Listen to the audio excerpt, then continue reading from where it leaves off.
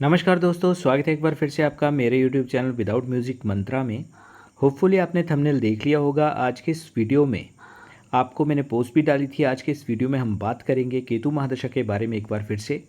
अंतिम 2 वर्ष किस प्रकार के रहते हैं और किस प्रकार का प्रभाव केतु महाराज का देखने को मिलता है और इसकी बात करेंगे। लेकिन उससे पहले एक छोटी सी रिक्वेस्ट कि यदि फर्स्ट टाइम आप हमारे इस चैनल पर आए हैं तो चैनल को सब्सक्राइब करना ना भूलें और वीडियो को फैमिली और फ्रेंड्स के साथ और नियर एंड डियर वंस के साथ शेयर ज़रूर करें, स्पेशली ऐसे लोगों के साथ जिनके जीवन में या तो केतु की महादशा चल रही है या आने वाले समय में उन्हें केतु की महादशा से होकर गुजरना है। तो चलिए शुरू करते हैं आज का वीडियो। देखिए, केतु महादशा के संबंध में बात करने से पहले थोड़ा सा केतु देव के बारे में जान लेते हैं। केतु देव जो रहस्य, आकस्मिकता, इंस्टेंट होने वाली जितनी भी हैपनिंग्स, जितनी भी जो गतिविधियां या जीवन में ऐसे प्रभाव लेकर कई बार ऐसे इंसिडेंट आते हैं जिससे व्यक्ति का जीवन जो है विशेषता बदल जाता है, पूर्णतः चेंज हो जाता है और ऐसा कहीं ना कहीं व्यक्ति ने एक्सपेक्ट भी नहीं किया होता। दूसरा, भौतिक बात, जितना भी मटेरियलिस्टिक वर्ल्ड, धन संपदा, ऐश्वर्य, जो भी आप कहीं घूमने जाते हैं, जितनी भी ये मटेरियलिस्टिक वस्तुएं हैं उनसे दूरी रखने वाले ये ग्रह माने जाते हैं। तो जब भी किसी व्यक्ति के जीवन में ऐसे प्लेनेट का उद्गम होता है या आना होता है तो चाहे वो एक लंबे पीरियड के लिए आए या एक शॉर्ट स्पैन के लिए आए, तो आपके जीवन को पूर्णतः प्रभावित करते हैं और एक अमिट छाप छोड़ जाते हैं। हम सब के लिए मटेरियलिस्टिक लाइफ जो है, धन संपदा, अपना परिवार, ऐश्वर्य, सुख सुविधा कितनी आवश्यकता है, 21वीं सदी में हम जी रहे हैं, कितनी आवश्यकताएं हैं हमारे जीवन में, वो आप बाखूबी जानते हैं। तो जब भौतिकता से दूरी की बात होती है तो उसकी हम कल्पना भी नहीं कर पाते। हमें घर से निकलने पर या तो गाड़ी चाहिए और यदि गाड़ी अवेलेबल ना हो तो कोई ना कोई परिवहन का सहारा चाहिए। इसके अलावा यदि भोजन की बात करें, अच्छा भोजन भी चाहिए। खाद्य पदार्थ लेने के लिए हमें धन की आवश्यकता पड़ती है। घर के चाहे मांगलिक कार्य की बात हो, प्रभु की आराधना, प्रभु का कीर्तन, भजन, भंडारा करना हो, तब भी धन की आवश्यकता होती है। कहने का तात्पर्य यह है कि कोई भी ऐसा कार्य नहीं है जो धन से जुड़ा हुआ ना हो। तो स्वाभाविक है कि ऐसे ग्रह जो आपकी मूल आवश्यकता से दूरी का संयोजक बनकर आपके जीवन में आया है, तो एक चेंज के रूप में व्यक्ति के लिए विशेषतः उसे एक्सेप्ट कर पाना बहुत ही मुश्किल हो जाता है। एक आघात से कम नहीं होता। विशेषतः देखिए, अंतिम समय जब केतु की महादशा का लास्ट चरण चल रहा होता है, केतु की महादशा को आप जैसे 3 भागों में विभक्त कर सकते हैं। प्रारंभिक चरण, मध्यकाल और जो अंतिम समय। हालांकि उसमें दशा संधि का पीरियड अलग से आप रखें, क्योंकि इंक्लूड करेंगे तो और भी लेंथी ये महादशा हो जाती है।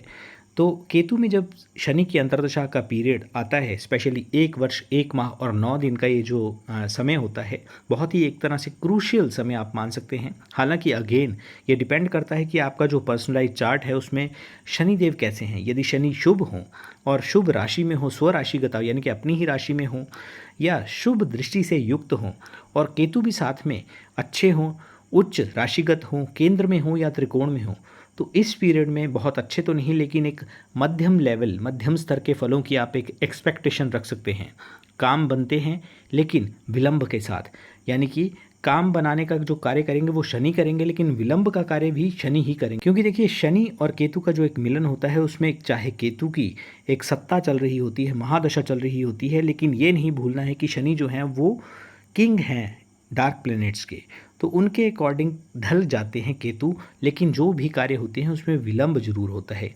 राजनीति से यदि कोई जुड़ाव हो तो उसमें आप सम्मानित हो सकते हैं। मुख्यतः देखिए, कुछ एक्स्ट्रा रिस्पॉन्सिबिलिटीज़ इस पीरियड में मिल सकती हैं। वहीं यदि आपके जो आप गिन सकते हैं एंटी क्लॉकवाइज, यदि आपके 9 नंबर यानी कि जहाँ पे 9th आपका हाउस है, भाग्य भाव में यदि आपके शनि विराजित हैं, या आपका शनि से संबंधित यानी कि लोहे या लकड़ी से संबंधित कोई आपका व्यापार है, तो ऐसा जो जातक होता है वो दिन रात तरक्की करता है। ऐसे जातक को देखिए बिजी बहुत रहना पड़ता है, लेकिन ये जरूर है कि अंत तो गत्वा लाभ जरूर मिलता है। इसके विपरीत वही बात है कि यदि केतु पाप ग्रहों से दृष्ट हों, नीच राशिगत हों और शनि भी सेम यानी कि वो भी वैसे ही प्रभाव देने के लिए आपकी कुंडली के किसी भी हाउस में विराजमान है, तो अनेक दुखों का व्यक्ति को सामना करना पड़ता है। स्पेशली जीविकोपार्जन, जो एक डेली नीड्स की बात करें, गुजारे लायक एक तनख्वाह या जो भी आप धन संपदा कमाते हैं उसके लिए भी संघर्ष करना पड़ता है। जॉब की बात करें तो जॉब के लिए दर दर भटकना पड़ता है, काम नहीं बनता। परिश्रम आप करने के लिए तैयार भी हैं और यदि मौका मिले तो आप परिश्रम करते भी हैं, लेकिन हार्डशिप्स जितनी भी आपने परिश्रम लगाया होता है उसके बावजूद जो आपको रिटर्न मिलना चाहिए वो नहीं मिल पाता, काम सिद्ध नहीं होते हैं, ऐसा बोला जा सकता है। यदि अपने से बड़े भाई हों तो उनके साथ भी एक अनबन जैसी स्थितियाँ, कुछ ना कुछ ऐसा कारण बनता है जिसके कारण अनबन जैसी स्थितियाँ जरूर बनती हैं। केतु की महादशा में जो अंतिम 2 वर्ष होते हैं वो कुछ लिहाज से समान स्थिति और कुछ परिप्रेक्ष्य में इंस्टेंट चेंजेस के रूप में हमारे समक्ष परिस्थितियां आती हैं। चाहे बात करें आप पारिवारिक स्थिति की या अपनी खुद की जो इंडिविजुअल नीड्स होती हैं उनके लिए भी यदि बात करें तो एक सरेंडर की कंडीशंस में व्यक्ति पहुंच चुका होता है। स्वाभाविक है कि देखिए 7 साल का लंबा समय होता है जिसमें यदि छाया ग्रह के आने और जाने का समय इंक्लूड किया जाए तो समय और भी बढ़ जाएगा। अब चाहकर भी इस समय में ना दिखने वाले दर्द और कष्ट से स्वयं को अलग नहीं कर पाते। मानसिक वेदना अपने चरम पर होती है और बार बार स्पर्श कर रही होती है, यानी कि चरम को, जो इसका हाईएस्ट लेवल होता है उसको बार बार ऐसी परिस्थितियां बन रही होती है। किसी ने उस दौरान देखिए किसी भी व्यक्ति के द्वारा एक सामान्य परिस्थिति में कहे गए शब्द भी आपको हिट होते हैं। आपके लिए हो सकता है उसने सामान्य बात की हो लेकिन वो आपकी परिस्थितियों के साथ ऐसे अटैच हो जाएंगी चीज़ें कि आपको लगेगा कि उन्होंने आपके बारे में कहा है। और बहुत बार ऐसा भी होता है, यानी कि 80% तो यही चांसेस बनते हैं कि आपको सुनाकर वो बातें की जाती हैं, क्योंकि अपने जो नियर एंड डियर वंस होते हैं उनका कहीं ना कहीं साथ नहीं मिल पाता। लेकिन सामान्य तौर पर भी किसी ने अगर कोई ऐसी बात की हो तब भी आपको वो चुभ जाएगी। बार बार मानसिक वेदना अपने चरम पर स्पर्श कर रही होती है और स्पर्श करने की जो परिस्थितियां बनती हैं उसके अकॉर्डिंग कभी ऊपर और कभी नीचे, यानी कि उतार चढ़ाव की स्थितियों में आपका जीवन होता है। आप ये समझ ही नहीं पाते कि हो क्या रहा है मेरे साथ। मन के एहसास मर चुके होते हैं। एक एग्जाम्पल के थ्रू समझते हैं। देखिए, मान लीजिए कि आपके दोनों हाथों में भारी भरकम बैग हैं। उन बैग्स को लेकर आप एक ऐसे वीराने यानी कि जंगल जैसे स्थान पर जा रहे हैं और सामने से टाइगर आ जाए, जो कि मूल प्रकृति से आप जानते हैं कि हिंसक है। आप कुछ समझ नहीं पाए, आपके हाथ से वो दोनों बैग छूट गए और आप शून्य में चले गए। क्या करूं, क्या ना करूं, ना रुक सकता हूं, ना भाग सकता हूं। टाइगर ने आपकी तरफ एक हिंसक दृष्टि से आई कांटेक्ट किया और फिर एक तरफ से आया और दूसरी तरफ की झाड़ियों में निकल गया। इस प्रकार, यानी कि इस स्पेसिफिक समय में आप ये समझ नहीं पाते कि मेरे साथ जो हो रहा है वो क्या हो रहा है। क्या टाइगर चला गया है या अभी भी सामने ही है? मेरा कुछ अच्छा समय आ गया है या अभी भी बुरा चल रहा है? यानी कि एक तरह से जो मनोदशा होती है, भ्रमवश की स्थिति में आपकी मनोदशा होती है और आपको इन्फ्लुएंस करती है, आपको प्रभावित करती है। वहीं यदि रोजगार यानी कि जॉब की बात करें तो देखिए, या तो सबसे पहली बात तो ये है कि 60 से 65 या आप 75% तक लेके चलें कि किसी व्यक्ति के पास जो है इस दौरान जॉब होती नहीं है, और यदि हो भी तो कहीं ना कहीं, चाहे वो दिखाएं ना बताएं ना, लेकिन वो सेटिस्फाइड नहीं होते हैं, एक ना होने के बराबर होती है। मानो आप जॉब पर जा जरूर रहे हैं लेकिन एक भारी भरकम शिला चट्टान को अपनी छाती, अपने हृदय पर लाद कर जा रहे हैं। देखिए, ये जो स्थितियां होती हैं ये अलग अलग हो सकती हैं, क्योंकि हर किसी के जो प्लानिटरी पोजीशंस होती हैं उन पर निर्भर करती हैं काफ़ी चीज़ें। लेकिन परिस्थितियां ऐसी ज़रूर होंगी कि जिसमें मजबूरीवश आपको जाना पड़ रहा है, आपका मन नहीं है। हो सकता है उसी स्थान पर आप कहीं ना कहीं अपमानित हुए हैं, उसके कारण आप उस ऑर्गेनाइजेशन, उस कंपनी, उस जॉब के लिए जाना चाहते। हो सकता है आप ऋण की पूर्ति के लिए जा रहे हों, लोन को पूरा करना चाहते हों, इसलिए आप जा रहे हैं, अदरवाइज़ आप ये कार्य नहीं करना चाहते। इसके अलावा एक बदनामी का धब्बा भी आप पर इस पीरियड के दौरान लगा हुआ हो सकता है, जिसमें आपकी इन्वॉल्वमेंट ना हो या मात्र कुछ इस प्रकार की आपकी इन्वॉल्वमेंट हो जिससे आप दोषी नहीं बनते, वैसी स्थिति हो। घर परिवार की जो एक रिक्वायरमेंट्स, जो ज़रूरतें होती हैं, उनको पूरा करने के लिए आप जॉब कर रहे हैं, या हॉस्पिटल का कोई खर्चा हो। कहने का आशय ये है कि कारण कोई भी हो सकता है लेकिन भारीपन आपके साथ ज़रूर रहेगा। एक और एग्जाम्पल के थ्रू आप समझें कि एक ऐसा बच्चा जो स्कूल में किसी सब्जेक्ट या किसी टीचर को पसंद नहीं करता, लेकिन चाहकर भी उस बच्चे की ना तो कोई सुनता है और उस बच्चे को उस सब्जेक्ट को पढ़ना भी पड़ता है और साथ में उस टीचर को फेस भी करना पड़ता है। देखिए, आप बच्चे नहीं हैं, आप तो जॉब कर रहे हैं, लेकिन आपकी स्थिति इस पीरियड में स्पेशली एक बच्चे के समान हो जाती है। छोटी छोटी बातों पर हर्ट हो जाना, जिसकी कोई सुने ना, आप समझाना चाहते हैं, आप जितना मर्जी ताकत लगा लीजिए, ज़ोर लगा लीजिए, लेकिन आपकी कोई सुनेगा नहीं या ना ही आपकी कोई समझेगा। शनि जब देखिए केतु के साथ आते हैं तो ट्रैवलिंग होती है, और यदि संभव हो तो इस पीरियड में ट्रैवल करने से भी व्यक्ति को बचना चाहिए। ऐसे ऐसे एक्सपीरियंसेस यानी कि कष्टपूर्ण अनुभव आपको हो सकते हैं जो आपने सोचे नहीं होते। स्पेशली देखिए, जब भी आप ट्रैवल करेंगे और दूरस्थ स्थान पर यात्रा करेंगे तो कष्ट किस तरह के कष्ट देखिए अगेन डिपेंड्स अपॉन, बार बार मेरे को ये बोलना पड़ रहा है कि प्लानिटरी पोजीशन पर होता है, लेकिन यात्रा के दौरान एक छोटी सी बात यानी कि सीट ना मिलने से लेकर चोरी, ब्लेम, पिटाई या भीषण एक्सीडेंट तक की स्थितियों का सामना करना पड़ सकता है। यानी जो ऐसी सिचुएशन जिसके पश्चात आपका एक जीवन पूर्णतः बदल जाए, जो मन और आपका मोटिवेशन लेवल है किसी भी कार्य को लेकर, चाहे आप कितनी भी एक शक्ति संजोकर आपने सोचा है कि मैं जॉब के लिए या अपना जो भी व्यापार है उसको आगे बढ़ाऊंगा, निरंतर मेहनत करूंगा, तो आपका मोटिवेशन लेवल बहुत हाई उच्च स्तर पर नहीं है, बल्कि ऑलरेडी आपका मोटिवेशन लेवल फर्श पर है, लेकिन उसे समुद्र की सतह तक पहुंचाना है। ये स्थितियां हर किसी के साथ नहीं होती, ये डिपेंड करता है कि आपकी परिस्थितियां कैसी हैं, आपके ग्रहों की स्थिति कैसी है। के अलावा यदि कोर्ट केस हो और आपके शनि और केतु जो हैं वो अच्छे ना हों, तब भी विपरीत परिस्थितियां बनती हैं। मेल मेंबर्स की मृत्यु या बीमारी का समाचार भी मिल सकता है। ज़रूरी नहीं है कि अपने घर परिवार में से मिले, यानी कि अपना जो कुल या अपने रिलेशंस में आपको मेल जो मेंबर्स हैं, जो स्पेशली पिता की एज के या अपने से काफ़ी सीनियर हैं, सीनियर सिटीज़न जिन्हें बोला जाता है, चाहे दादा हों, बड़े भाई हों, अपने पिता हों, यदि अपने घर की बात करें तो उनके स्वास्थ्य का विशेष ध्यान रखना इस पीरियड में आपके लिए आवश्यक हो जाता है। शत्रु वृद्धि बहुत ज़्यादा होती है, अननेसेसरी आपने सोचे नहीं होते, प्रत्यक्ष या अप्रत्यक्ष शत्रु निरंतर बनते चले जाते हैं। कारण बहुत छोटा सा होगा, आपने किसी को जैसे पार्किंग की बात करें या एक सामान लेने के दौरान आपको जल्दी थी, आपने दूसरे अपने गली मोहल्ले के किसी व्यक्ति को बोल दिया कि भैया मुझे पहले आप परचेज़ करने दीजिए। हो सकता है उस बात का इशू या उस बात की एक जिसे बोलते हैं कि चिढ़ बनाकर व्यक्ति आपसे बदला लेने की कोशिश करे, तो आपने सोचे भी नहीं होते, ऐसी छोटी छोटी परिस्थितियों के कारणवश आपके प्रत्यक्ष या अप्रत्यक्ष रूप से शत्रु जो है बनते चले जाते हैं, ना सिर्फ आपके घर परिवार में बल्कि आपके जो कार्य क्षेत्र है, आपका जो गली मोहल्ला है, वहाँ पर भी ऐसी परिस्थितियों का निरंतर आपको इस पीरियड में सामना करना पड़ता है।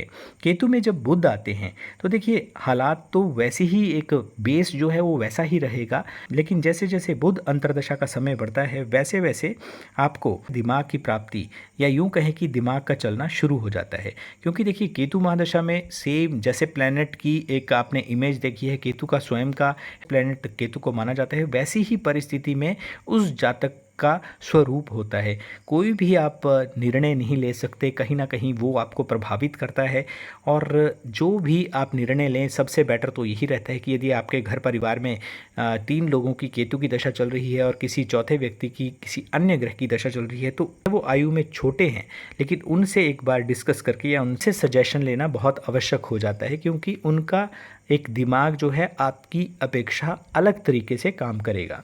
तो आप वही हैं, आप जब बुध की अंतर्दशा आती है तो आप तो वही हैं, 7 साल से आपके स्वरूप में कोई परिवर्तन नहीं हुआ, लेकिन दिमाग एक तरह से फिर से जो स्टक था वो काम करना, वो एक्टिव होना शुरू हो जाता है, जिसका एहसास जातक को स्वयं से होता है, और व्यक्ति ये बोलना शुरू कर देता है कि मुझे कुछ अच्छा लग रहा है, या ऐसे नहीं करना चाहिए, ऐसे करना चाहिए। यानी कि एक राय जहाँ पे आप दे नहीं पाते थे या सोचने समझने में काफ़ी समय लग जाता था, उसमें आप एक कंट्रीब्यूट करना शुरू कर देते हैं। पिछले समय जो 6 वर्ष का समय आपका निकला होता है, उसमें चाहे आप कितने भी ज्ञानी हो, कितने भी आप इंटेलेक्चुअल हों, या कितने भी आप एक किसी व्यक्ति के समक्ष अलग तरीके से अपना पर्सपेक्टिव रखते हों, लेकिन आपकी कोई सुनता नहीं है, ना मानता है, और आप भी ज़्यादा प्रयास नहीं करते। सिचुएशन को एक्सप्लेन करने के लिए आप यूँ कह सकते हैं कि ऑलमोस्ट एक मूक बधिर व्यक्ति जैसा जीवन आपने पिछले 6 साल से जिया होता है। जैसे ही केतु में बुध का समय आता है तो दिमाग चलना शुरू होता है, विचार उन्मुक्त होते हैं, आप फिर से अपने अकॉर्डिंग अपना पॉइंट ऑफ व्यू जो है वो दुनिया के समक्ष रखते हैं। नए अवसरों की बात करें, नई अपॉर्चुनिटीज़ की बात करें, आपके जीवन में निरंतर आना शुरू होते हैं। लेकिन अगेन इंस्टेंट डिसीजन इस पीरियड में और आगे जो दशा संधि वाला पीरियड होता है उसमें भी आपको लेने से बचना चाहिए, क्योंकि ये नहीं भूलना चाहिए कि अंतिम फेज या लास्ट अंतर्दशा का जो पीरियड होता है वो चल रहा है, और उसमें आपकी महादशा जो अभी भी केतुदेव के हाथ में है, यानी कि आपके जीवन की बागडोर अभी भी केतुदेव के हाथ में है, बल्कि एक फड़फड़ाने वाला ग्रह भी आप मान सकते हैं केतु को, स्पेशली जब दशा संधि का पीरियड शुरू होता है, क्योंकि अपने एंड से आपके साथ 7 साल से आपके जीवन के साथ साथ उन्होंने ट्रैवल किया होता है आपकी जर्नी में, आपकी जीवन यात्रा में। तो इतनी इजीली आपको छोड़ना नहीं चाहते। आप अकेले नहीं हैं जिनके साथ केतु की महादशा चल रही है, आपके जैसे हज़ारों लाखों लोग होंगे जिनकी सेम महादशा चल रही होगी, लेकिन इतनी जल्दी केतुदेव जो है वो आपको मुक्त नहीं करना चाहते। अपनी जो भी गतिविधियाँ, ये जातक के साथ आप यूँ बोल सकते हैं कि एक अटैचमेंट हो जाती है। पर्सनल चार्ट में आपके वीनस कैसे हैं, वो आपकी जो दशा संधि का पीरियड है, हालांकि बोल दिया जाता है कि इतने समय तक रहता है, लेकिन स्पेशली ये स्पेसिफिक ये मंथ या आप डे वाइज ये रिकॉग्नाइज कर सकते हैं आपकी कुंडली को चेक करवाने के पश्चात कि आपकी जो दशा संधि का पीरियड है कब तक आपको हैरास करेगी, कब तक आपको ये एहसास नहीं होने देगी कि शुक्र आपके जीवन में आ चुके हैं। तो शुक्र की परिस्थिति और शुक्र की स्थिति को देखते हुए और बाकी ग्रहों की जो पोजीशन है वो भी काफ़ी एक अहम रोल अदा करती है आपके आने वाले जीवन में कैसा प्रभाव रहेगा। यानी यदि ये कहा जाए कि आपके बाकी ग्रहों की स्थिति कैसी है, तो वैसे ही प्रभाव या वैसी ही आप एक्सपेक्टेशन रख सकते हैं, तो इसमें कोई अतिशयोक्ति नहीं होगी। देखिए, जब भी आप किसी एस्ट्रोलॉजर के पास जाते हैं तो आपने सुना होगा कि उनके द्वारा ये कहा जाता है कि आपके आने वाले समय में बदनामी के योग हैं या चोरी के योग हैं या आपके लिए एक कष्टपूर्ण समय है। तो ऐसा क्यों कहा जाता है? क्योंकि जिसकी जैसी परिस्थितियां होती हैं ग्रहों के हिसाब से, वैसी ही सिचुएशन का समय, स्थान, आपका लिंग क्या है, आप महिला हैं पुरुष हैं, आपकी आयु क्या है, उसका निवास करते हैं। इन स्थितियों के अकॉर्डिंग आपको भिन्न भिन्न प्रकार से रिजल्ट्स जो हैं वो देखने को मिल सकते हैं। टखनों, जोड़ों में चोट लग सकती है, स्किन से रिलेटेड प्रॉब्लम्स जो हैं वो उभर सकती हैं, और यदि किसी ऐसी ही समस्या से आप ऑलरेडी पहले से यानी कि पीड़ित या ग्रसित हैं, तो ये और भी तेजी या शक्ति के साथ आपके जीवन में उभरती हैं। एक तो देखिए, पहले से आप बेरोजगार हैं, ऊपर से यदि स्वास्थ्य संबंधी परेशानी आपको आती है, तो ये एहसास होता है, आप स्वयं से ये एहसास करते हैं, ये अनुभूति होती है कि मेरा कुछ नहीं हो सकता। और ना सिर्फ ये खाली आप जॉब के लिए समझें, धन के लिए समझें, बल्कि पारिवारिक स्थितियां हों या आपकी कार्यशैली, आप जो सीखना चाहते हैं उसमें कहीं ना कहीं अच्छा परफॉर्म नहीं कर पा रहे हैं, तब भी आप ऐसा ही कहेंगे कि मेरा कुछ नहीं हो सकता। यानी जीवंत रहने पर भी जिंदा होने का एहसास नहीं होता है।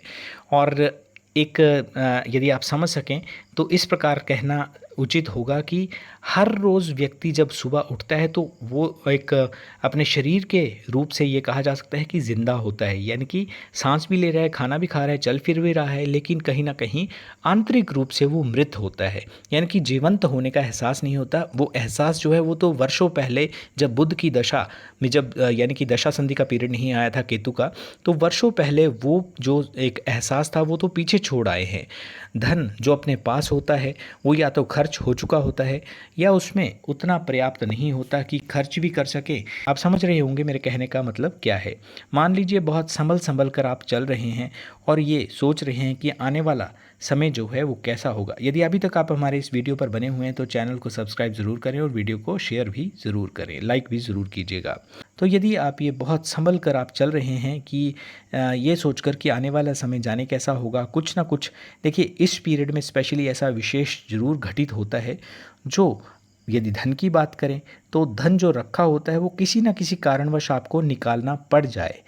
इसके अलावा जो 3 बाइट्स होते हैं, डॉग बाइट होने की प्रोबेबिलिटी रहती है, स्नेक बाइट होने की प्रोबेबिलिटी रहती है, थीप बाइट होने की प्रोबेबिलिटी रहती है, संभावना बनती है। देखिए, इसके पीछे जब जब किसी एस्ट्रोलॉजर के द्वारा एक रेमेडी बताई जाती है तो उसके कुछ संभावित कारण होते हैं, और किसी को स्वयं के और अपने परिवार की भलाई के लिए निरंतर ऐसी रेमेडीज़, ऐसे उपाय करते रहना चाहिए, आप चाहे उनको पसंद करें या ना करें। मैं बात कर रहा हूँ डॉग बाइट की। डॉग बाइट के लिए जब भी स्थितियाँ कुंडली में बनती हैं तो इसलिए बताया जाता है कि आप श्वान सेवा अधिकाधिक करें। यदि स्नेक बाइट जैसी स्थिति हो तो इसलिए बताया जाता है कि हॉस्पिटल में आप खाद्य पदार्थों का, दूध या मीठा कुछ भी आप वितरित करें। इसके अलावा मेडिसिन को भी आप डोनेट करिए। लेकिन ये जो रेमेडीज़ हैं ये हर किसी के लिए नहीं है, बल्कि ये ग्रहों की स्थिति पर निर्भर करता है।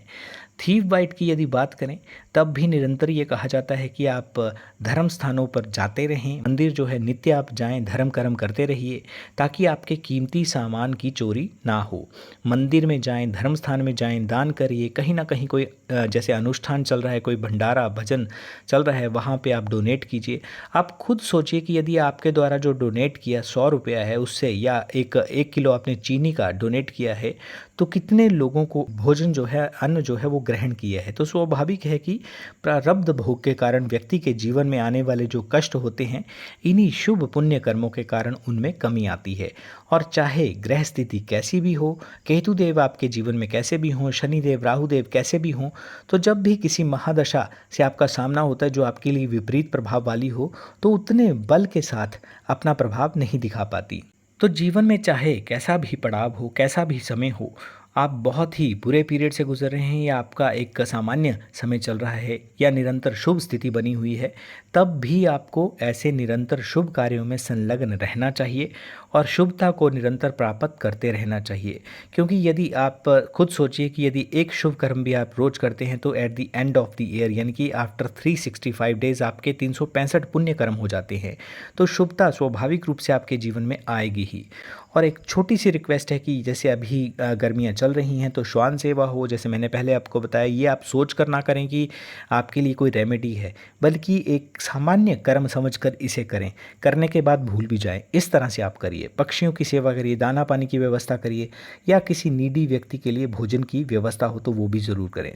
देखिए व्यक्ति, कोई नीडी व्यक्ति होगा वो फिर भी बोल लेगा, लेकिन जो अमूक होते हैं, जो जीव हैं इसी पृथ्वी पे, उनको भी रहने का अधिकार है, तो उनके लिए कुछ ना कुछ आप ज़रूर करें।